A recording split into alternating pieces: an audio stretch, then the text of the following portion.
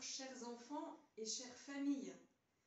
Nous sommes heureux de nous retrouver en cette fin du mois de janvier pour parler ensemble de la belle liturgie de l'Église qui nous aide à vivre chaque année les grands événements de la vie de Jésus. Aujourd'hui, nous allons préparer la belle fête de mardi prochain, le 2 février. Ce sera la présentation de Jésus au temple.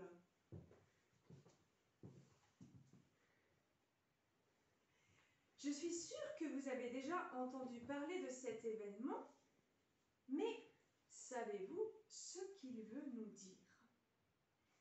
Avec cette scène de l'Évangile, alors que Jésus est encore tout bébé, tout petit, nous pouvons déjà comprendre qu'il n'est pas comme les autres enfants. Jésus est vraiment Dieu. Pour bien parler de cet épisode, nous allons nous poser des questions toutes simples. Déjà, quand est-ce que la présentation de Jésus a-t-elle eu lieu? Elle se passe 40 jours après la naissance de Jésus. C'est pourquoi on la rappelle le 2 février, car entre le 25 décembre et le 2 février, il y a 40 jours. Ce nombre de 40 jours correspondait au nombre de jours que Dieu demandait dans la loi juive pour le rachat d'un garçon. Et savez-vous où se déroule cet événement? Où se passe-t-il? La Sainte Famille présente Jésus au temple de Jérusalem. Et les parents d'un petit enfant n'étaient pas obligés de se rendre au temple de Jérusalem. Mais Saint Joseph et la Sainte Vierge étant à Bethléem pour la naissance de Jésus, et Bethléem étant à une dizaine de kilomètres de Jérusalem, ils ont pu ainsi se rendre au temple, qui est le lieu de la présence de Dieu. Et nous allons voir que cela est important. Mais pourquoi la Sainte Vierge et Saint Joseph ont-ils présenté Jésus au temple de Jérusalem? Il y a plusieurs raisons. Dans la loi juive, Dieu demandait que tout garçon premier-né lui appartienne. Il devait être racheté au Seigneur par une petite cérémonie. Dieu voulait ainsi rappeler à son peuple que c'est lui qui avait fait mourir tous les premiers-nés d'Égypte pour que Pharaon accepte de laisser le peuple hébreu partir vers la terre promise. Seulement, si on regarde bien l'Évangile selon saint Luc, on se rend compte que saint Luc nous dit que saint Joseph et la Sainte Vierge viennent présenter au Seigneur leur enfant, mais ils ne parlent pas du rachat. Cela nous montre que Jésus n'est pas un petit enfant comme les autres. Il est Dieu. Il appartient à son Père. Il n'a donc pas besoin d'être racheté. Ainsi Jésus, en entrant dans le temple de Jérusalem, vient s'offrir. Tout petit, il commence déjà sa mission. Le temple est le lieu où l'on offrait à Dieu des victimes, des animaux en sacrifice. Et Jésus est l'agneau que Jean-Baptiste a désigné. Voici l'agneau de Dieu. Il s'offrira sur la croix le vendredi saint. Mais déjà, aujourd'hui, il s'offre par amour pour chacun de nous, pour nous sauver. Merci Jésus. Le jour de la présentation de Jésus au temple, plusieurs personnes sont là. L'Évangile nous parle surtout de deux acteurs de cette scène. Qui sont-ils? Il y a tout d'abord un vieil homme, Siméon, qui aime beaucoup Dieu et qui attendait le Messie. L'Esprit Saint lui avait fait comprendre qu'il ne devait pas mourir avant d'avoir vu son Sauveur. Et c'est poussé par l'Esprit qu'il est venu dans le temple. voyant Jésus, ce petit enfant, il reconnaît le Messie et, rempli de joie, le prend dans ses bras. Il dit à Dieu une belle prière pour le remercier. Il dit que Jésus est la lumière qui vient éclairer tous les hommes. Mais Siméon a aussi annoncé à la Sainte Vierge qu'elle aurait beaucoup à souffrir en accompagnant Jésus dans sa mission. Un glaive de douleur transpercera son âme. Il y a aussi Anne, une vieille femme, une prophétesse. Saint Luc nous dit qu'elle est restée veuve pendant longtemps. Elle a 84 ans. Elle aime beaucoup Dieu. Elle est pieuse. Elle ne quitte pas le temple. Elle vit dans le jeûne et la prière. Elle aussi remercie Dieu et se met de parler de Jésus à tous ceux qui, à Jérusalem, attendaient le Messie. On peut dire que Siméon et Anne sont deux beaux modèles pour nous. Modèles d'un cœur qui désire rencontrer le Seigneur. Nous pouvons leur demander leur aide pour bien préparer cette fête du 2 février. Nous venons de voir que la présentation de Jésus au temple est un bel événement, dont on garde un souvenir dans la vie de l'Église, dans la liturgie.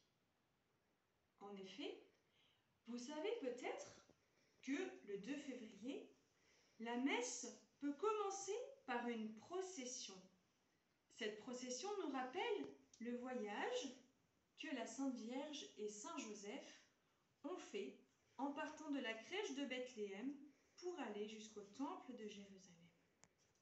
Chacun tient dans sa main un cierge allumé qui représente Jésus, la lumière du monde. C'est aussi ce jour-là que le prêtre peut bénir les cierges qui serviront durant toute l'année pour éclairer. Il le fait en l'honneur de Jésus, qui est la lumière de notre vie.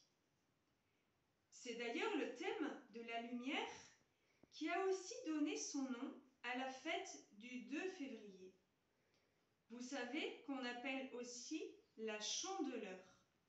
C'est un mot qui vient de chandelle et qui rappelle les cierges qui sont utilisés pour la procession.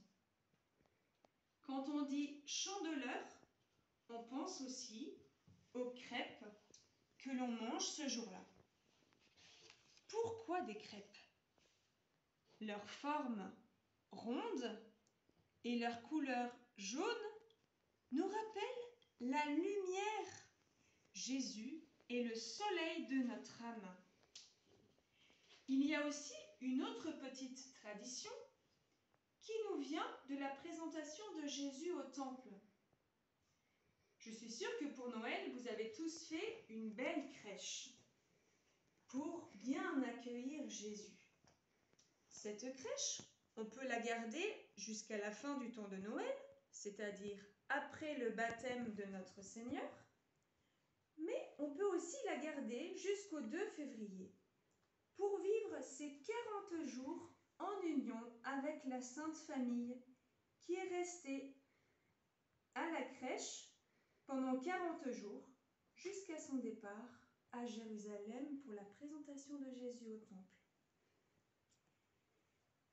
La présentation de Jésus au temple n'a pas laissé des traces que pour la fête du 2 février.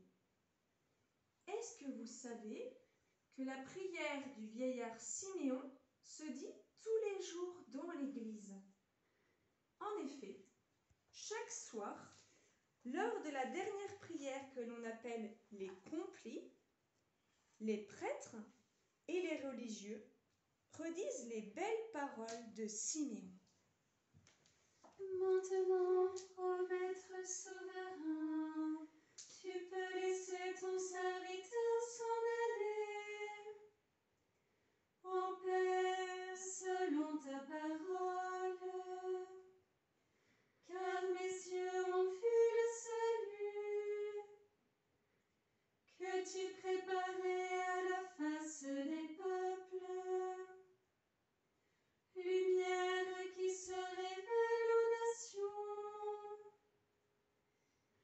donne gloire à ton peuple Israël.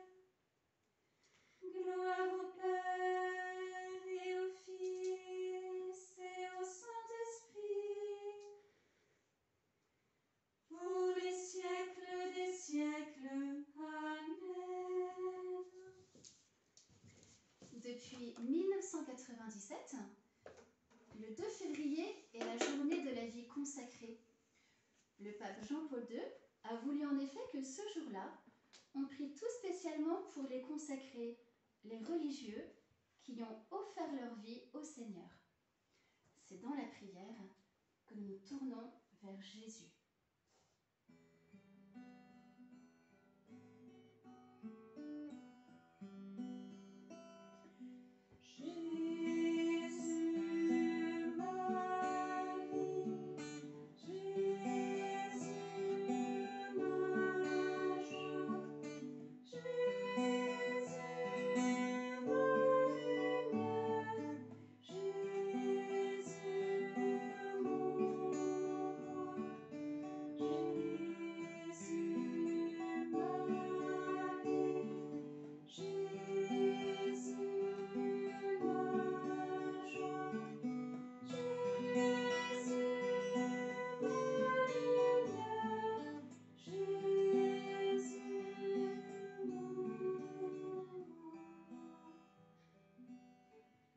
Jésus, toi qui es la lumière du monde, sois la lumière de mon cœur.